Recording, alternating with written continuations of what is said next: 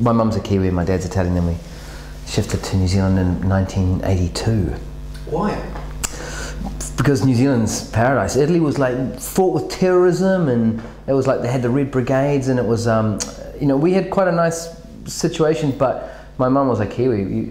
When you're living in a country that was torn apart like that, you kind of go, let's go back to New Zealand. I didn't read or write English very well, so I went to this primary school, and I would have been, you know, either in sort of standard 4 or form 1, and they gave me Mr. Men books to catch up, and that was, at that age, man, that is shame.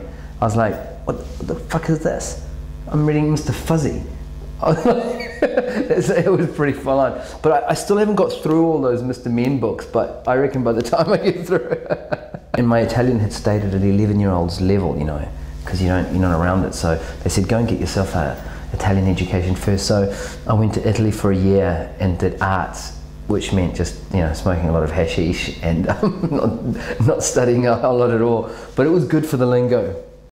I was actually into a little bit of the method back then, and I went and lived in a garage for a few months and stuff. It was actually a room a little bit like this with just a mattress on the floor.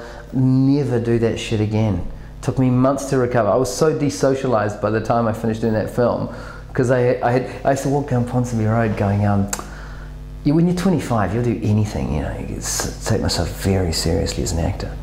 And so yeah, I'd walk down Ponsonby Road staring at the back of people's heads to see if I could, you know, just like get them to turn around, and it works, man. It's unbelievable. People walk down the street and they just stop and they go, what the hell's going on? The film was really big in France and Italy, where they love those genres and shit, you know, and so it was, it went down really well there. It was great. And you know, I'm 25, and I thought that I was going to be a huge movie star after that came out, because before it got released in New Zealand, it went to these festivals, and they went, come over, and they treat you so well. They put you up in hotels, and they look after you, and you win prizes, and you're just living this crazy life for a little bit of time.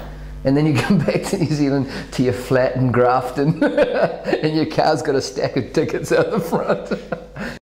The character I played in that was like the ingenue. He was all the innocent puppy love guy, and he was the least kind of worldly, the sort of more emotional chap. I don't think I got the audition for the role, and I called up my agent and went, I should be going for this, and he's like, oh. But Robert Bruce, the late Robert Bruce, rest in peace, Robert Bruce, he said, no, look mate, you're not right for the part, Paolo. It's like they want a white man, some New Zealand chap.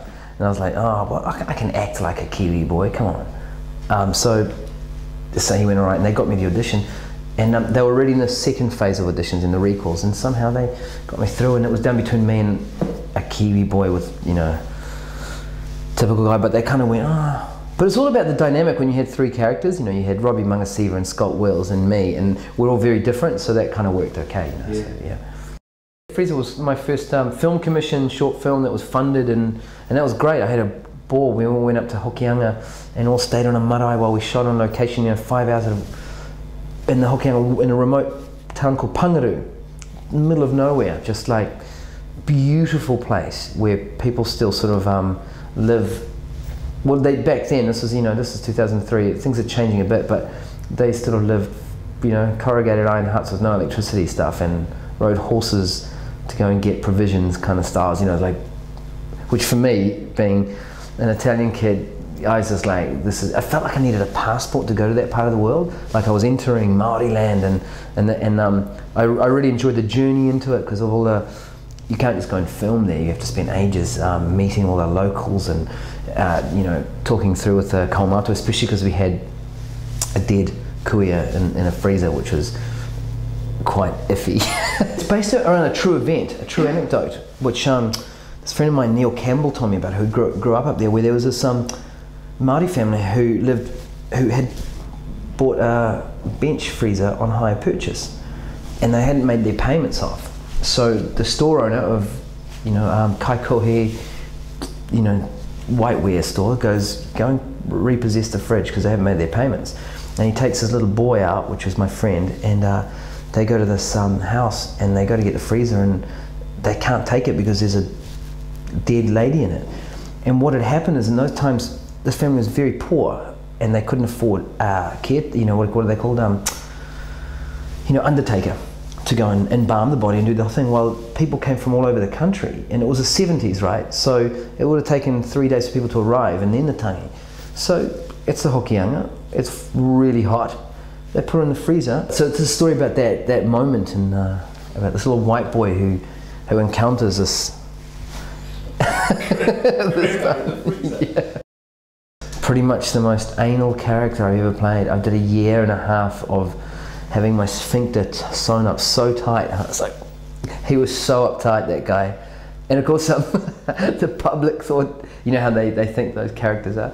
And so I'd be cruising down the street, and people go, one down the windows go, "Hey Andrew, you're a dick!" and stuff. Or you'd be at the lights and stuff, or walking down the street and people would go, "Hey bro, you're not so tall, eh? You look bigger on TV." That was the one that bugged me the most, because I'm not a big guy, but it's like, I know that. I mean, you have to, it's obvious to you, but you didn't have to remind me. But Shortland Streets is just like this amazing machine that you tap into, and it's like, it's a roller coaster for a while, and then you jump out. And it keeps going with or without you. It's very impersonal. You don't get to affect the machine very much. So it was kind of, it's really cool to have a job like that every day, where you're acting every single day and doing so much volume of work, on that show. Fastest turnaround soap opera when I was working on it in the world. Nobody made 27 minutes of screen a day kind of thing like Shortland Street did. It was quite remarkable. It was like the email of the 1940s for the soldiers. So they'd be in Cairo or in Italy, and someone at home could write a letter on one page, and they'd photograph the letter and then print it in London and get it to them real close. So on one roll of 16mm film, they could get like 15,000 letters, and that's all they had to take, and it could get there in the space of a week, printed and everything. Whereas airmail or landmail would have to go by ship, and it would be a letter, and it would take 3 months. So, but the originals that they wrote out and photographed then had to be destroyed. And it's a woman who, it's a very romantic story, who falls in love with the concepts of these, she's some letters that are so beautiful to these partners, and some of these men are going to die, that she falls in love with this, these letters, and she keeps them. And we made this tiny little short film that was like a feature film with, like 80 extras dressed in period costumes, and we shot it in Wellington, and because there's no decent old buildings in Auckland left where you can make it look like the 1940s, whereas Wellington's still got a few little pockets that you can use. And that was cool. We wanted a calling card, all of us, to go, look, we're ready to make big films. So we made a big little film. We had this great director called Brendan Donovan, who, and I hadn't worked with him, and he's like, he did as much acting on set in terms of like, Paolo, I need you to go there, man. I need you to get into it. And you sit there listening and go, okay, I'll do what you need to say to real car.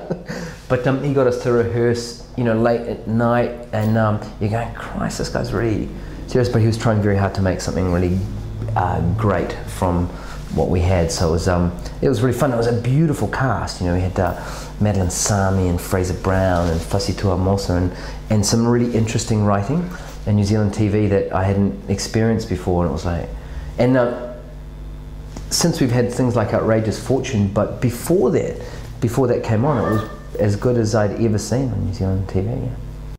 I never thought I'd do it, but there's this one particular story that I'm working on which has got an Italian character in it, and if I get a big budget, if someone gives me a lot of funding, I'm going to go to Italy and find the best actor in Italy to come over here and do it, because it needs to be an Italian speaker. It needs to be. But if I get one of the low budget gigs, I'm like, all right, I'm going to do the role, because there's no one else who can do that role in New Zealand, I don't think.